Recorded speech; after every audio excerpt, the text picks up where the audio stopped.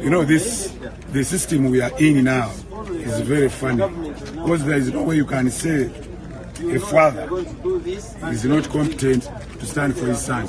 If I brought up a son up to 40 years now, how can I be that I cannot compare him? And in my opinion, is the best. Is the best. The father would be the best surety.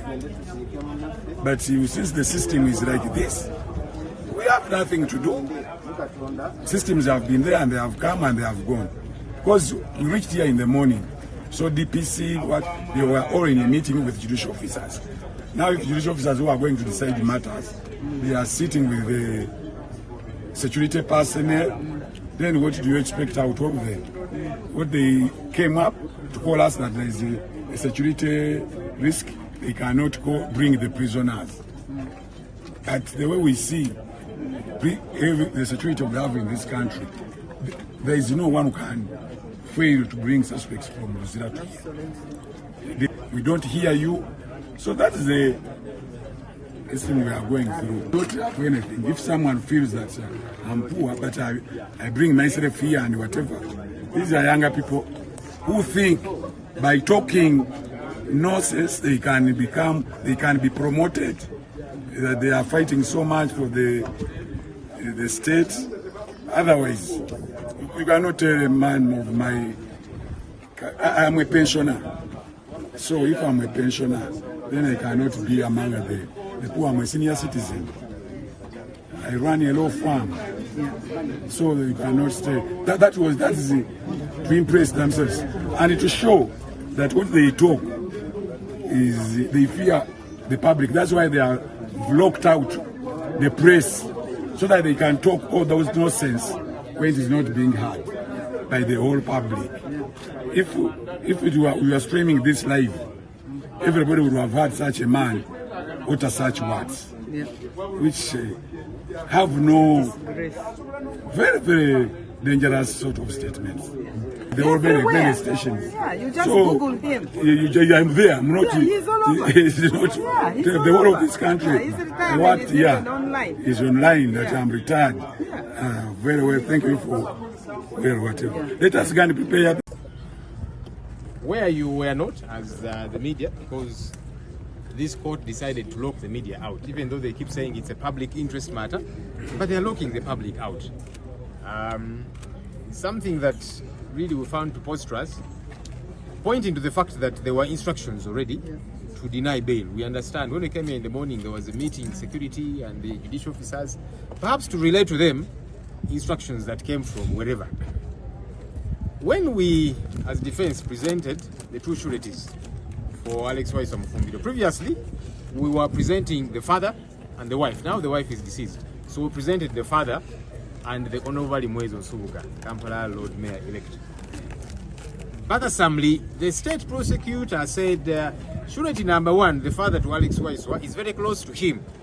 We don't think he'll be able to compel his son to come back to court because of the rigor of court.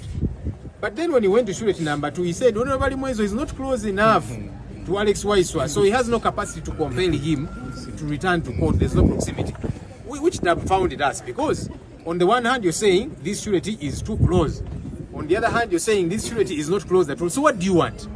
Who should we bring then? Because you don't want a family member, you don't want a non-family member. Who should we bring? But clearly that's to show you that the decision had already been taken, as we had that security meeting in the morning, to deny Waiswa bail.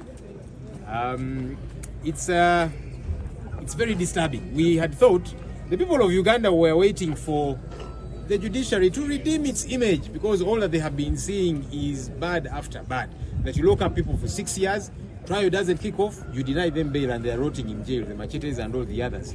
You know that the judicial officer goes and overturns an election where people overwhelmingly voted for somebody, even when they find ballot boxes were tampered with, it still says, no, this is your new MP, even though you didn't vote for this person. So increasingly the image of the judiciary has been soiled. And the people of Uganda were saying, there's now a glimmer of hope. The judiciary has got an opportunity to redeem its image in this matter, to see to it that they grant Waiswa bail, to go and bury his dear wife, because they denied him bail to go and take care of her. Sadly, the judiciary has missed that. It's a very unfortunate situation, as we have said.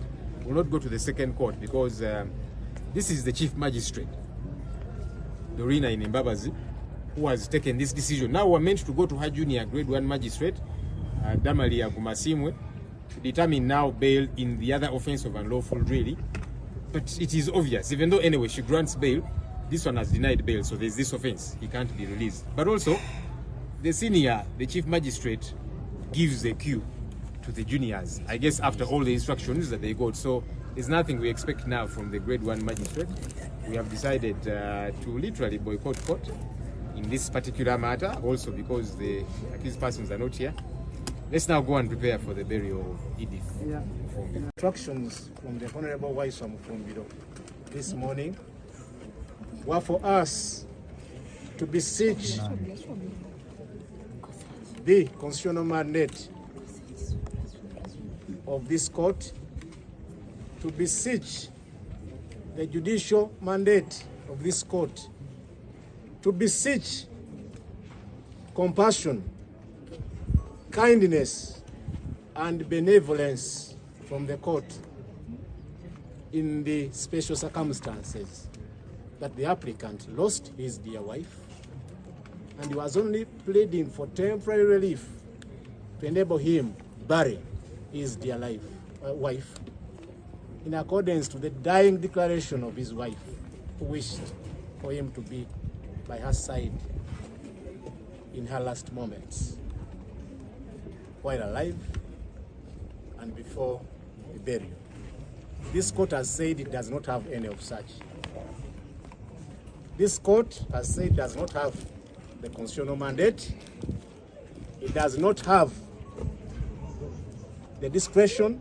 That this court does not have the benevolence, does not have the kindness, does not have the compassion to release Honorable Waiswa Mufumbiro on bail because of the political nature of the case before it, which it deems serious in nature.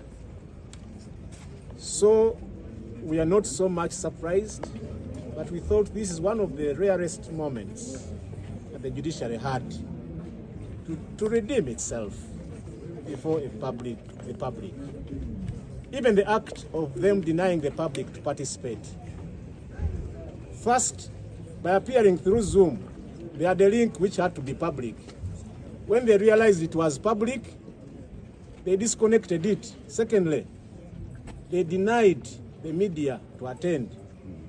So it is justice hidden, justice denied in a kangaroo way.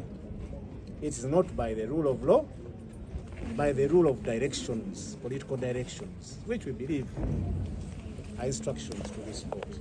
So we shall not waste much more time. They have denied him the permission to bury his wife. Let's go and represent